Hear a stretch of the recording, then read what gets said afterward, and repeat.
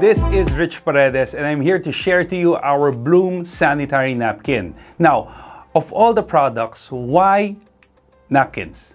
Number one, it's a mandatory product. Whether you like it or not, women uses this and women needs this. That's why when you talk about business, you should have a product that is recession-proof, that is lockdown-proof. Anything that happens in the world, women will still be using napkins. And when it comes to business, wow, that is such a gold mine. And I'm sharing to you this because we believe everywhere and anywhere in the world, women should know about this and should change their brand for something better. So let me share to you our Bloom Sanitary Napkin. So now I'm going to be starting it off with the packaging itself. Okay, so the packaging, if you notice, it's made out of food grade aluminum foil. Now when you open it, you take out the napkins, and the good thing is it's resealable. It means no bacteria, no virus, no dust will actually come into your napkins. It's literally safe. And unlike with the napkins that you buy outside, most of them is just plastic. Now, when you open it up, it's not resealable. So it's literally exposed. Now, the good thing about our napkins compared to other napkins, unlike other napkins, the packaging is different as well. So if you look at the leading brands, okay, I'm not going to tell the leading brands. Most of the leading brands, their napkins are actually exposed already. Especially when women, if you have your menstrual cycle or you have your menstrual or your monthly menstrual period, you usually take a few napkins and put it on your bag. And we all know that your bag is not that clean. Especially if you use it every day. Most of the stuff that you put, the coins, the keys, and even small candies that you put in your bag actually may contaminate the napkin that you have. Unlike with the napkins of Bloom Sanitary Napkin, our napkin is 360 degrees sealed. And one thing that you notice right now, our napkins is really, really thin. All right, so let me compare it to the leading brands, and I'm going to share to you how powerful our napkins are. All right, now the thing is, ladies and gentlemen, there are only two things that women look for in a sanitary napkin: if it's comfortable and if it's absorbent. Right? So we're going to be testing it out that our napkins is really, really absorbent. Okay, so these are the napkins. This is ours. If you notice the packaging, it's sealed tight, 360 degrees. And now, this is the first time it's going to be exposed. There you go.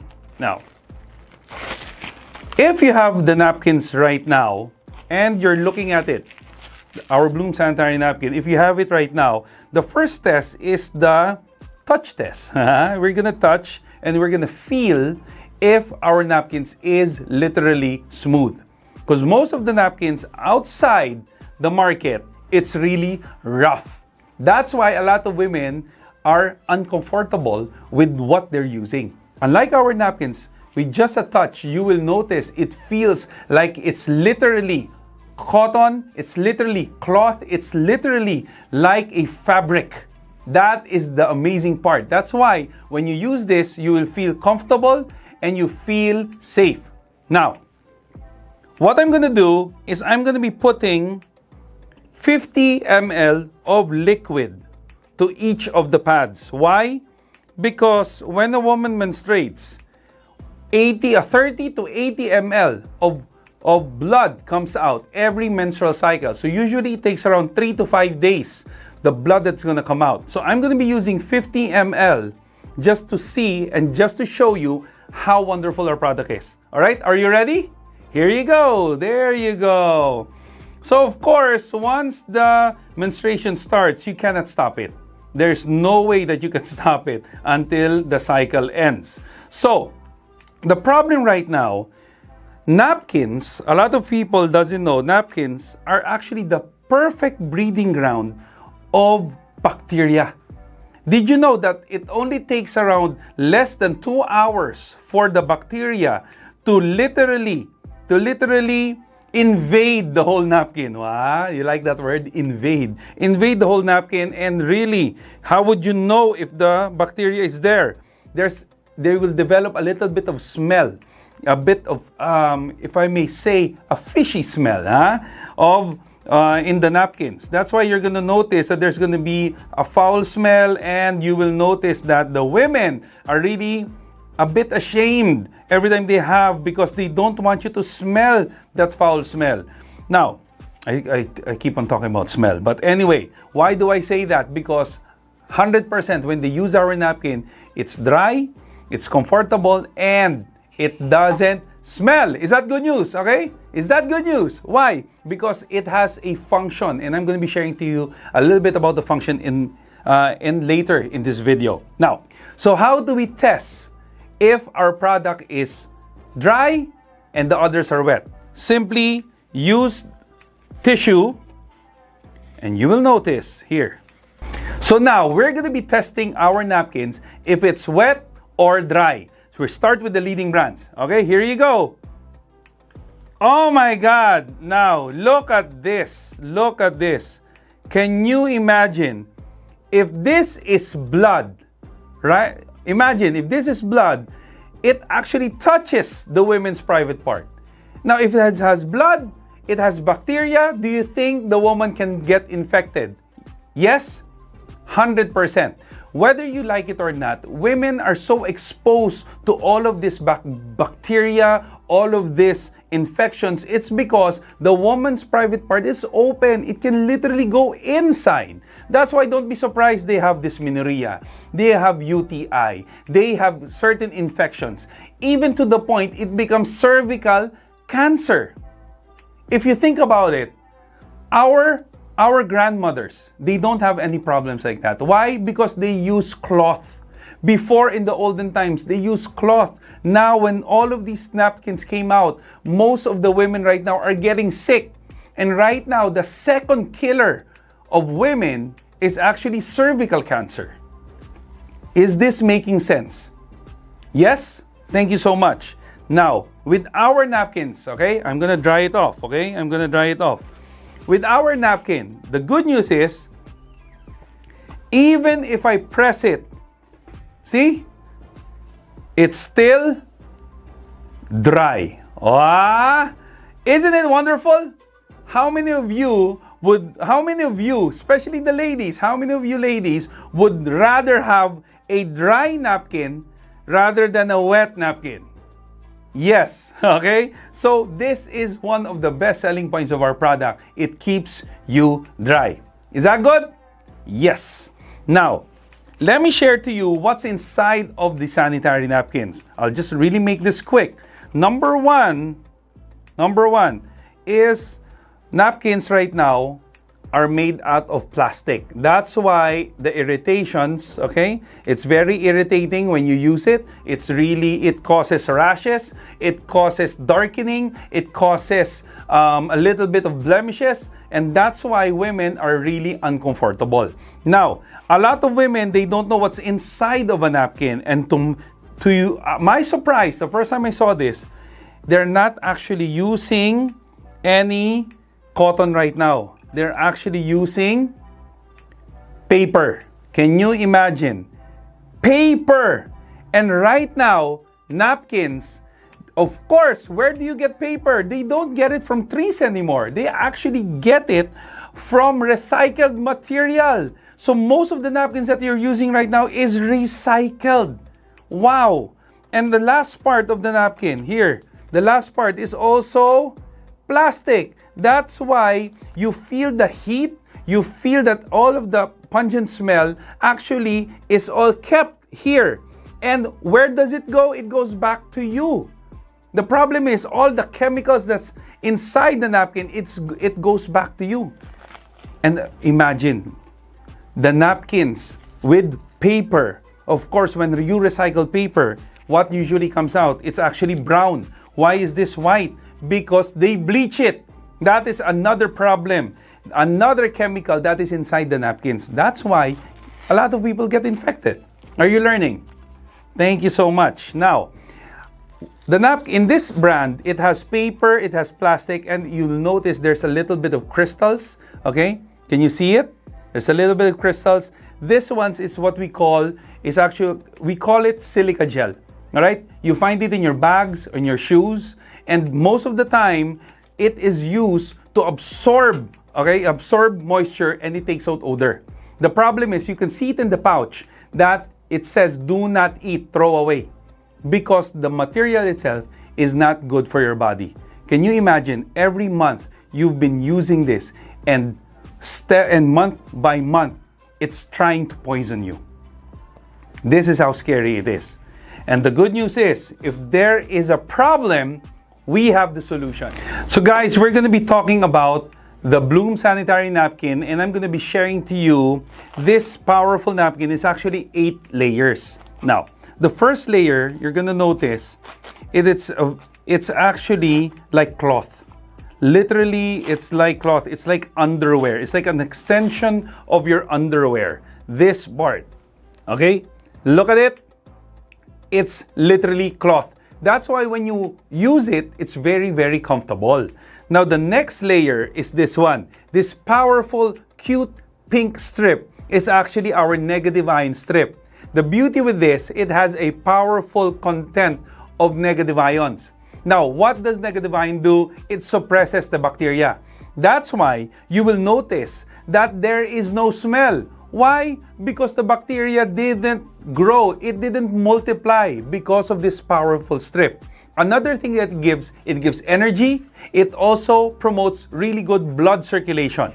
And one of the things that we have with our sanitary napkin is this has antioxidant. And I'm going to share to you how to do the demonstration of the antioxidant. Good? Next is this one. Our napkin has a generous layer of cotton. Unlike with the napkins that you've seen a while ago, it only has paper. Ours has cotton. Here you go. See?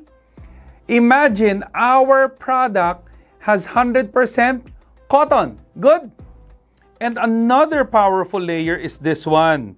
This one is what we call the one-way strip. What it does, it lets the liquid penetrate, all right, and it has a locking system. That is why when you pressed a while ago, the liquid doesn't go up. Is that good news? So you are literally protected. And we have another layer, and this is the absorbent material. We are using food-grade gelatin. This is the gelatin that is made out of corn extract. It is literally edible. You can eat it. But please, after using it, please don't eat it, okay?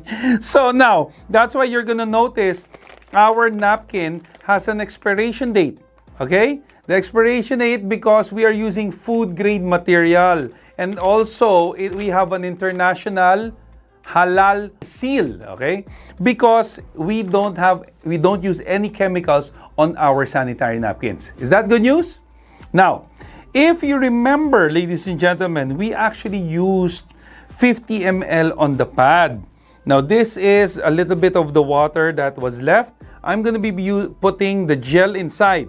Now, the good news is, this is not your ordinary napkin that you use after 1 hour, 2 hours, you throw it away. You can literally use it more than that. I have clients who use it for 3 hours, 4 hours, 5 hours. Why? Because our napkin can absorb up to 250 ml. That's how absorbent it is. My wife, her testimony, she used it for more than 10 hours. She noticed that it's very absorbent, it's very comfortable, it doesn't have any smell, and you know what the good news is? Her dysmenorrhea was gone. Amazing. And we have testimonies even from PCOS, even from urinary tract infection, even from simple cramps. Using our product, it takes it out. Is that good news? Yes. And you will notice this one, all of the liquid has been absorbed. Whoa! Imagine! That is how powerful our napkins is. All right? And the last thing, the last layer, this is what we call This is actually, it feels like it's plastic, but it's actually paper plastic from Japan. When you notice, it has a little bit of pores for this layer to let your napkin breathe. All of the heat will come out. This is the beauty about this layer. And the good thing is, what we're using as our adhesive, we're using food grade bubble gum, okay? So this is like gum without any flavor, all right? Is that good news? Now, how many of you would love to change their napkins? Thank you so much. Change for something better, ladies and gentlemen. This is how powerful our product is. And like what I said, I'm going to be sharing to you the antioxidant part. Are you ready? So this is the exciting part, and like what I said, I'm going to be sharing to you how the antioxidant demo works. Okay, so the water represents your body, and obviously the iodine represents the toxins that you face every day, from mental to physical toxins, okay? So imagine there's a research that most of the toxins are based on because financially you don't have money. Yeah, that's another toxin. And of course, there's toxins on the food that we eat, on the air that you breathe, and the soft drinks or the water that you drink. So imagine that's all the toxin in your body, okay? That's all the toxin. Wow, a lot of toxins. So let me just wipe this off. Now, this is I'm going to be getting a freshly opened napkin. A while ago, you saw the demo. That is your day napkins, okay? Now, this is what we call our liners. You use this every day. Literally, ladies and gentlemen, every day. And men can actually use this product as well. Why? Because our napkin prevents prostate problem for men. Okay? So my suggestion, if you're a man, you try it out because the person who's doing the demo right now is literally a user. I'm using the product, okay? If you want to see it, you have to come here. Okay? So now, this is the strip, the same strip that you saw. Now, the beauty with this, once it hits your system or hits your skin, it starts its magic. What it's gonna do, it's gonna start to work on your system, and the beauty with this, it will take out all of the toxin in your body. Wow! Is that good news? Wow, amazing, right? So can you imagine, no sign of the toxin anymore? Because literally, every time you use this, it will start to protect you. So that's why once there's more toxin that comes into your system, same thing with this, because you're protected now, it will start to take it out. Good or good? Wow, this is such an amazing product. That's why I'm so excited to share it to you. And I believe that where you are right now, this product will definitely help a lot of your friends and definitely will help you make more money. Let me ask you, how many of you would love to share this to your friends and help them out? And how many of you would love to help people and make money at the same time? That's why, ladies and gentlemen, I hope you enjoyed our presentation right now. I hope you enjoyed the demonstration of the Bloom Sanitary Napkin. Thank you so much.